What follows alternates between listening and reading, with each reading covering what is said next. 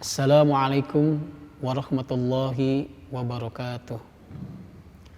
Alhamdulillahi rabbil alamin. Wassalatu wassalamu ala nabiyyina Muhammadin wa ala alihi wa ashabihi wa man tabi'ahu bi ihsan ila yaumiddin, amma ba'du. Wa qala Allah ta'ala fil Qur'anil azim, a'udzu billahi minasy syaithanir rajim. Bismillahirrahmanirrahim. Ya ayyuhalladzina amanu kutiba alaikumus syiyam kama kutiba alal ladzina min qablikum la'allakum tattaqun. Shadaqallahul azim.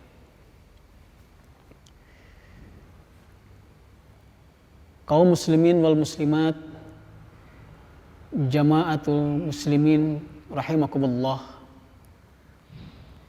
Puji dan syukur marilah kita sama-sama panjatkan kepada Allah Subhanahu wa taala yang telah melimpahkan karunia-Nya, kenikmatannya kepada kita semuanya.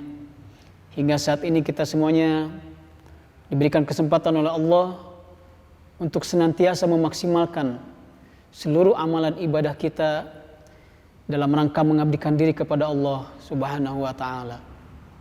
Salawat dan salam kita sama-sama sampaikan kepada junjungan kita Nabiullah Muhammad sallallahu alaihi wasallam, kepada para keluarganya, sahabatnya, tabi'un tabi'in, dan kepada kita semuanya umatnya hingga akhir zaman. Amin ya rabbal alamin. Di mana bulan suci Ramadan merupakan bulan yang dimana di situ disebutkan dari segi katanya saja Ramadan, artinya bulan penghapusan. Bahkan para ulama ada yang menafsirkan Ramadan artinya adalah pembakaran, penghangusan. Apa yang dibakar? Apa yang dihanguskan? Yaitu dosa-dosa kita. Dosa-dosa yang pernah kita lakukan, baik yang terasa maupun yang tidak terasa, baik yang besar maupun yang kecil. Untuk itu, Ramadan merupakan sebuah bulan yang dimana kita semuanya dosa-dosa kita akan terampuni. Kita sambut, kita junjung, dan kita isi bulan suci Ramadan ini dengan hal-hal yang sifatnya akan lebih membuat diri kita berpahala, semakin utama di hadapan Allah Subhanahu wa taala.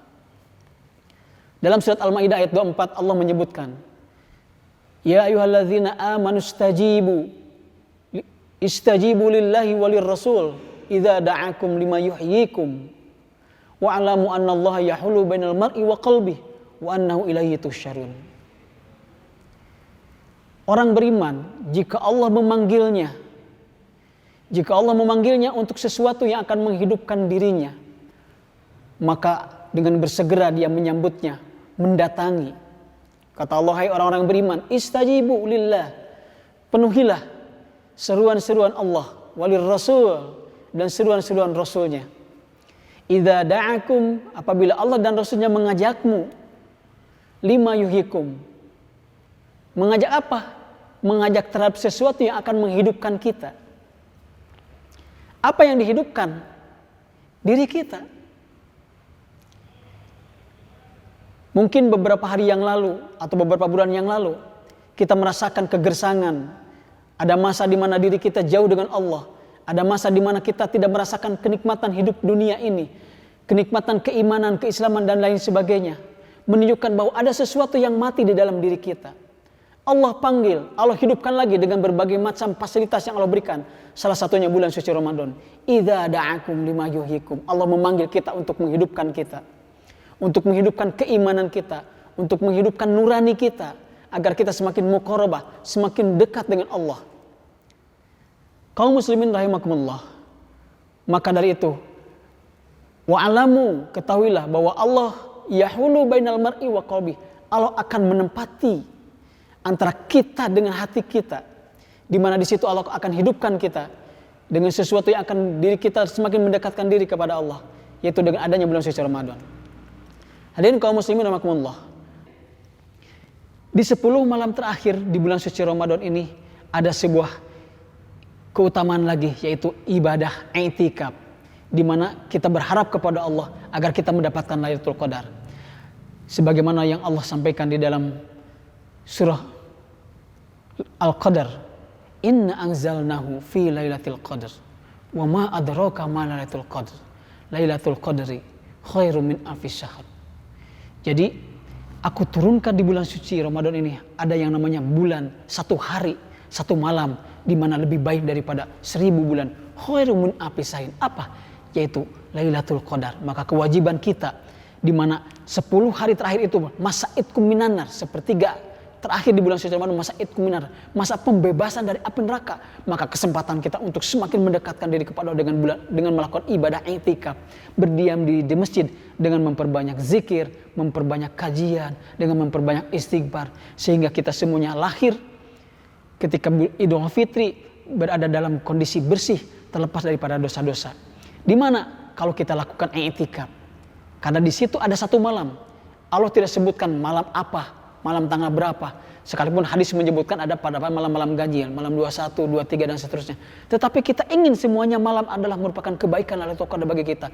Maka kita gunakan i'tikaf di 10 malam hari, di sepertiga malam hari terakhir di bulan suci Ramadan ini. Di sini Rasulullah SAW sampaikan, man qoma Lailatul Qadar imanan wahtisaban ghufirallahu ma taqaddama min dzambi. Wa man shoma Ramadan iman wahtisaban ghufirallahu ma taqaddama min dzambi.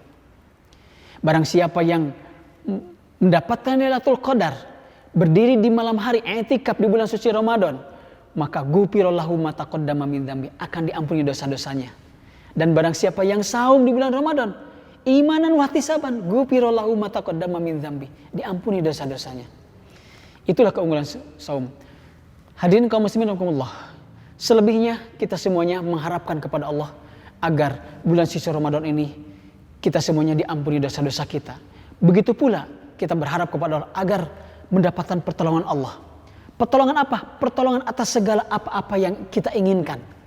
Kita menginginkan kesuksesan, kita menginginkan kegembiraan, kita menginginkan kebahagiaan, keberkahan di dalam hidup, khusyuk di dalam ibadah, soleh anak-anak kita, baik keluarga kita, sejahtera keluarga kita. Kita berharap. Maka dengan cara apa? Mengharapkan pertolongan Allah dengan sebaik-baiknya. Untuk itu salah satu keutamaan kiat-kiat agar kita mendapatkan pertolongan dari Allah, ya kita minta kepada Allah. Di bulan suci Ramadan kesempatannya bagi kita. Kenapa? Karena sifat orang yang beriman adalah memiliki keyakinan bahwa janji-janji Allah itu adalah pasti akan diberikan.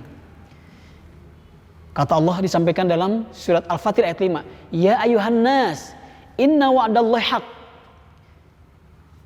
Kami meyakini, saya meyakini bahwa hadirin kaum muslimin semuanya berharap bahwa di bulan suci Ramadan ini akan adanya pertolongan Allah.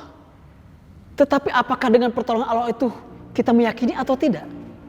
Yang pertama yang harus kita kuatkan dalam diri kita karena keimanan, yakini bahwa bulan suci Ramadan ini adalah bulan di mana pertolongan Allah akan diberikan kepada kita. Ayo kesempatan kita, minta apa? Inilah kesempatannya. Bahkan mungkin yang punya anak sekarang dalam masa pendidikan, minta disukseskan pendidikannya. Ada yang anaknya ingin melanjutkan sekolah kepada perguruan tinggi, doakan oleh kita. Ada anaknya yang ingin sukses, hafal 30 juz, doakan oleh kita. Inilah kesempatannya. Ya Yohanes, inna wa'dallahi haq. Kita meyakini bahwa janji Allah itu adalah hak, benar. Tidak ada janji Allah yang tidak benar. Maka kita meyakini dengan janji Allah ini kita bersemangat, kita berupaya bahwa Allah akan menurunkan pertolongan kepada kita. Innahum lahum al-mansurun. Allah sampaikan dalam surat As-Saffat ayat 107. Mereka itu pasti akan mendapatkan pertolongan Allah. Siapa? Orang-orang yang beriman, orang-orang yang berpuasa, orang-orang yang bersedekah, orang-orang yang berzakat. Mereka akan mendapatkan pertolongan Allah. Orang-orang yang meyakini kesungguhannya akan ditolong oleh Allah. Wa anna jundana lahumul ghalibun. Kenapa? Karena hakikatnya orang-orang yang beriman, orang-orang yang bertakwa, orang-orang yang berpuasa, orang-orang yang bersedekah, orang-orang yang berzakat, yang berinfak, yang menuai, yang mengorbankan hartanya demi kesejahteraan orang lain, demi kesejahteraan umat, demi kebaikan orang-orang lain, yang ingin merasakan orang lain agar merasakan kebahagiaan seperti dirinya.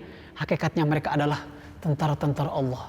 Mereka adalah petolong-petolong Allah. Wa inna jundana lahumul ghalibun. Dalam surat As-Saffat ayat 173 Allah sampaikan. Dan sesungguhnya mereka itu adalah tentara-tentara Allah yang pasti mendapatkan kemenangan dengan segala bentuk pengorbanannya. Begitu pula dalam surat Al-Mu'min ayat 5 Allah sampaikan. Inna lanansuru rusulana waladzina amanu fil hayati dunya wa yawma yaqumul ashhad. Sesungguhnya aku akan menolong hamba-hambaku orang-orang yang beriman di dalam kehidupan dunia ini. Kita meyakini itu semuanya. Selanjutnya, apakah ada enggak yang menghalangi pertolongan Allah? Ada saja yang menghalangi. Apa yang menghalangi pertolongan Allah? Satu-satunya yang menghalangi pertolongan Allah adalah yaitu kita bersuudzon kepada Allah. Allah sampaikan dalam satu suratnya, "Man kana yazunnu alla yansurahullahu fid dunya wal akhirah falyumli bisababi ila sama tsumma yaqta fa yanzur hayyudhibana kaiduhu ma yaghid." Barang siapa yang menyangka bahwa Allah sekali-kali tiada menolongnya Muhammad di dunia dan di akhirat, maka hendaknya ia merentangkan tali ke langit. Artinya apa? Bahwa barang siapa yang memiliki yang mengharapkan pertolongan Allah tetapi dia bersuudzon, berburuk sangka bahwa Allah itu akan mengampuni atau tidak, Allah akan mengampuni atau tidak, maka disitulah yang menghalangi kita, yaitu kita tidak meyakini bahwa Allah akan menolong kita. Ya selesai, Allah tidak akan menolong kita. Tapi jika kita meyakini kalau Allah akan menolong kita, maka Allah akan menolong kita. Jadi perbanyaklah berbaik sangka kepada Allah, berprasangka baik kepada Allah bahwa Allah akan menolong kita, akan membaikkan kita, dan akan menolong, mengabulkan segala permohonan kita. Sebagaimana Allah akan menguji kita, sebagaimana Allah akan menolong kita, maka Allah akan menguji.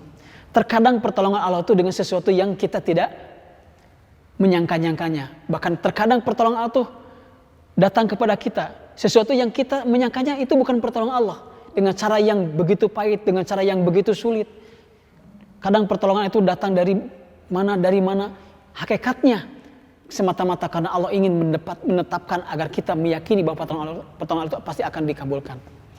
Salah satu contoh, Allah akan menolong hamba-hambanya di mana satu kasus seperti Nabi Musa ketika masih bayi, di mana di situ ada sebuah kebijakan dari Fir'aun yang menyampaikan bahwa akan adanya satu nabi yang akan menumbangkan kekuasaan Fir'aun. Maka disitulah Fir'aun menyuruh bahwa seluruh bayi yang dilahirkan laki-laki harus dimusnahkan, harus dilenyapkan. Ketika itu ibunya Nabi Musa berdoa kepada Allah, "Ya Allah, tolonglah anakku, tolonglah Musa ya Allah." Maka Allah wahyukan, Allah sampaikan, Allah perintahkan kepada ibunya Musa dalam surat Al-Qasas ayat 7.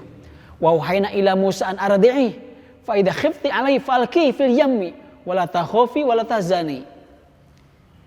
Allah mengilhamkan di situ, dan kami ilhamkan kepada ibunya Musa, "An ardi'i, susui dulu anakmu. Fa idza khifti 'alaihi fa'alqi." Jika kamu merasa takut dengan kondisi yang ada karena akan dilenyapkan bayi-bayi yang baru dilahirkan, fa'alqihi fil yami, hanyutkan ke sungai. Kadang pertolongan Allah itu sesuatu yang memang tidak kita, sesuatu yang pahit. Jadi pertolongan Allah akan datang kepada kita dengan cara didapatkan dengan cara yang pahit, dengan cara bersungguh-sungguh. Enggak mungkin pertolongan Allah akan kita dapatkan dengan cara biasa-biasa. Bayangkan kita ingin diijabah doa kita, sementara kita malas untuk bertahajud, malas untuk tarawih, malas untuk berzakat, malas untuk berimpak, merasa berat untuk bersedekah. Bagaimana mungkin pertolongan Allah akan datang kepada kita? Salah satu contoh ibunya Nabi Musa untuk mendapatkan pertolongan Allah, untuk menyelamatkan anaknya, hanyutkan anaknya ke sungai. Kan itu merupakan sebuah tindakan yang begitu hampir mustahil, hampir berat, hampir tidak mungkin dilakukan. Kenapa? Begitu beratnya harus menghanyutkan seorang bayi ke sungai. Kita juga sama, untuk menginfakkan sedekah kita, untuk mensedekahkan, untuk menzakatkan harta kita. Berat. Kenapa? Oh, ini harta telah kita cari, telah kita dapatkan dengan bersusah payah. Tapi pada akhirnya Allah perintahkan berzakat, berinfak. Bahkan sebentar lagi nanti ada di akhir zakat fitrah, ada zakat harta. Semuanya kita lakukan semata-mata apa? Karena kita ingin mendapatkan pertolongan Allah. Karena nanti kelak di yaumil qiyamah, kelak ketika kita berhadapan kepada Allah, tidak ada yang harta tidak bermanfaat, anak tidak bermanfaat. Semuanya yang bermanfaat adalah mereka yang telah kita korbankan. Bukankah seseorang yang telah meninggal itu fa asaddaqu wa akum minas sholihin, ya Allah, dalam surat Al-Munafiqun ayat terakhir. Berilah aku kesempatan ya Allah, balikan lagi ke dunia. Kesempatan apa? Kesempatan untuk hidup. Fa asaddaqu wa akum minas sholihin. Seandainya aku hidup lagi di dunia ya Allah, fa asaddaqu, aku akan bersedekah. Aku akan berzakat, aku akan berinfak, aku akan memperbanyak amal soleh. Wa aku minas sholihin, dan aku akan menjadi orang soleh, tidak akan menjadi orang yang buruk. Begitulah keinginan kita. Maka inilah kesempatan kita. Bulan suci Ramadan berat memang. Berat untuk melaksanakan membaca Al-Quran. Berat untuk berzikir. Berat untuk sholat berjamaah. Berat untuk berbuat baik. Berat untuk silaturahim. Berat untuk bersedekah. Berat untuk berzakat. Tapi itu semuanya akan mendatangkan pertolongan Allah. Hadirin kaum muslimin rahimakumullah. Maka dari itu, kiat-kiat untuk mendapatkan pertolongan Allah adalah yang pertama, iman dan takwa. Allah sampaikan di dalam surat Al-A'raf ayat 96, "Walau an ahlal qura amanu wattaqau la fatahna 'alaihim barakatim minas sama wal ardh walakin kadzdzabu fa akhadhahum bima kanu yaksibun." Jika sekiranya penduduk negeri-negeri beriman, jika sekiranya kita semuanya masyarakat beriman dan bertakwa, pastilah kami akan limpahkan. La fatahna 'alaihim, akan aku bukakan keberkahan dari pintu-pintu langit. Barakati minas sama, pintu keberkahan dari langit dan dari bumi. Yang dari langit turun akan menjadi berkah, yang dari bumi keluar tumbuh akan menjadi berkah, menjadi rahmat bagi kita semuanya. Ini menunjukkan bahwa pertolongan Allah akan diberikan kepada kita jika penduduk bumi beriman dan bertakwa. Sebagaimana tadi di awal, Ramadan adalah landasannya panggilan keimanan. Kalau tidak beriman, kenapa orang itu tidak puasa? Ya karena tidak merasa iman, tidak merasa dipanggil. Panggilan keimanan itu panggilan keyakinan, ruhiyah antara kita dengan Allah. Orang yang memiliki hubungan vertikalnya kuat dengan Allah, maka akan terpanggil untuk melaksanakan ibadah puasa, akan terpanggil untuk melaksanakan sholat, akan terpanggil untuk melaksanakan zakat, infak, sedekah dengan sepenuh kemampuannya. Hadirin kaum muslimin rahimakumullah, untuk itulah dasar, syarat yang utama, landasan yang pertama upaya kita agar kita mendapatkan pertolongan Allah adalah iman dan takwa. Takwa itu apa? Imtisalu awamirillah wajtinabu nawahi, sebagaimana tadi disampaikan di awal, yaitu melaksanakan seluruh perintah Allah. Apa perintah Allah? Salat, berinfak, membaca Al-Quran, berzikir dan mengimani Allah. Itulah takwa. Wajtinabu nawahi, dan menjauhi larangan-larangan Allah, hal-hal yang dilarang oleh Allah. Berbuat dusta, berbuat fasik, meminum-minum yang haram, memakan hal-hal yang haram, jauhi mulai oleh kita, karena itu semuanya akan menjauhkan kita daripada Allah. Itulah mungkin beberapa hal yang harus kita lakukan dalam upaya untuk mendapatkan karunia Allah, untuk mendapatkan pertolongan Allah. Apapun yang kita lakukan, Allah akan senantiasa bersama kita. Allah akan senantiasa mengabulkan kita. Kesempatan kita di bulan suci Ramadan mengupayakan segalanya. Berusaha dengan cara bersungguh-sungguh, berdoa dengan cara bersungguh-sungguh, beribadah, perbanyak ibadahnya, ikhlaskan, mantapkan ibadahnya semata-mata lillahi ta'ala. Maka di akhir kelak nanti kita akan mendapatkan keunggulan, keutamaan, padilah-padilah yang Allah berikan di bulan suci Ramadan. Ampunan, otomatis kita akan dapatkan ampunan ketika ibadah saum kita didasari dengan keimanan. Pertolongan, akan Allah berikan pertolongan ketika kita ikhtiar di dalam segalanya, ikhtiar di dalam ibadah, bekerja dan sebagainya. Sehingga pertolongan Allah akan datang kepada kita. Maka itulah keunggulan-keunggulan, upaya-upaya yang harus kita isi di bulan suci Ramadan. Mudah-mudahan kita semuanya memasuki bulan suci Ramadan ini di tahun 1443 Hijriah ini, kita mendapatkan pertolongan Allah yang sebanyak-banyaknya, yang sebaik-baiknya, yang semulia-mulianya, sehingga kita mendapatkan pertolongan Allah dengan diampuni dosa kita dan mendapatkan pertolongan Allah dengan berbagai macam anugerah dan rahmat yang diberikan kepada kita dan kepada semua umat manusia. Amin ya Allah ya Rabbal alamin. Demikianlah yang bisa disampaikan. Mohon maaf banyak kekurangan dan kehilapan. Akhirul kalam, aqulu qouli hadza billahi taufiq wa hidayah. Wassalamualaikum warahmatullahi wabarakatuh.